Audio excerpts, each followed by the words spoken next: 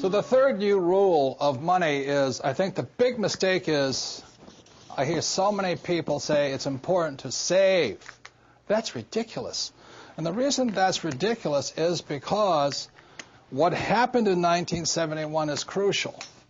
In 1971, the U.S. dollar stopped being money. In 1971, the U.S. dollar became a currency. And what that meant is Richard Nixon, in 1971, the president, took us off the gold standard. That's like giving an alcoholic free rein to the bar, or it's like giving somebody who can't control their spending unlimited credit cards. So what's happening is all the savers today are losers. You know, the problem with 1971 is that the federal government keeps printing money, so the value of your money keeps going down. So these people, I'm saving, and if you notice, as the value of the dollar goes down, prices go up. So they call this inflation. You know, you look at in 1997, oil was about, I think, $10 a barrel. 10 years later, it's about 135 a barrel. So they say it's inflation, but really what it is the dollar's value coming down. So savers are getting wiped out today. So to keep saying to yourself and to your kids to save money, that is not the new rule. That's an old rule. So a very big problem for most people is stop using the word save and use the word hedge. You've got to hedge your money, hedge against losses. Like when I buy a stock, I put a hedge in. I put a stop loss or a put inside of it or a call, whatever I'm doing. I want to stop it. So today, I don't save money. I'm hedging. So in 1997, I started investing in oil, gold, and silver. So as the dollar dropped, oil, gold, and silver went up. So I'm not betting so much on oil, gold, and silver. I'm betting against the U.S. dollar.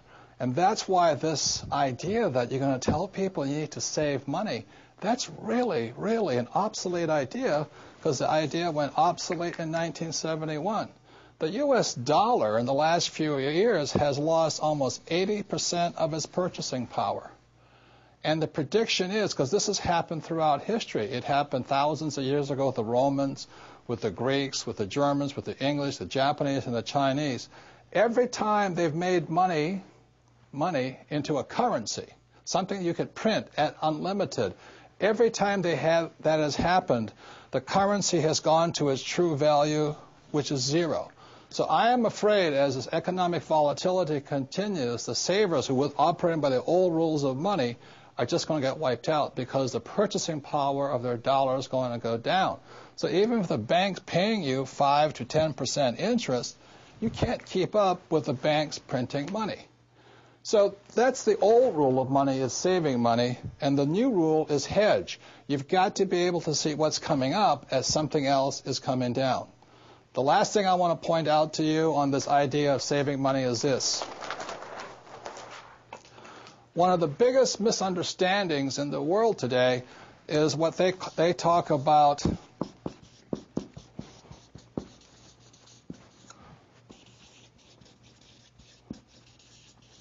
if I misspell again, apologize, is the U.S. Federal Reserve Bank, which I believe was created in 1913. In 1971, the reason 1971 is such an important time was because the U.S. Federal Reserve became the bank to the world. They could print as much money as they wanted. Never in the history of the world has anybody been allowed to print money for the rest of the world. Let me backtrack one more time. I talked about how the Romans did it, the Greeks did it, and all this. Every time people have done this, chaos has broken out, and that's why there's chaos in the world today. So in 1913, when the U.S. Federal Reserve Bank was created, they were basically allowed to print money for the world. Every time that has happened throughout history, a despot has arrived. For example, in 1933, a man named Adolf Hitler rose to power when the Weimar Republic was allowed to print as much money as it wanted to do.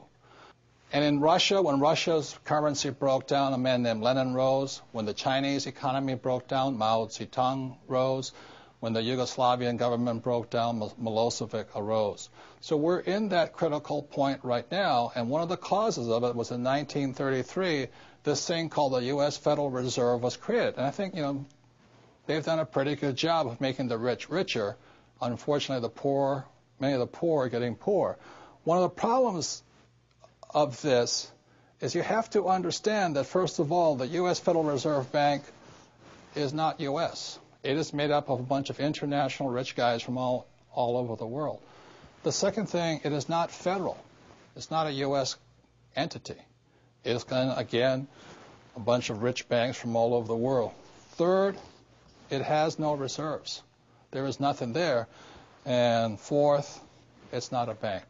So that's why when I talk to people about really needing to understand the new rules of money, which really began to take effect in 1971 when we were allowed to print money for the rest of the world, is understanding that this system here is causing the rich to get richer and the poor and middle class to get poorer, but most importantly, the lower middle class is almost getting wiped out. High prices, volatilities in the market, food getting more expensive, gas getting more expensive, savings getting wiped out, home values going around. And the reason the troubles have started, again, is the U.S. Federal Reserve Bank is not U.S., it's not federal, there's no reserve, it's not a bank. So if you understand that, then you can start to hedge your position rather than save money. And that's the new rule of money.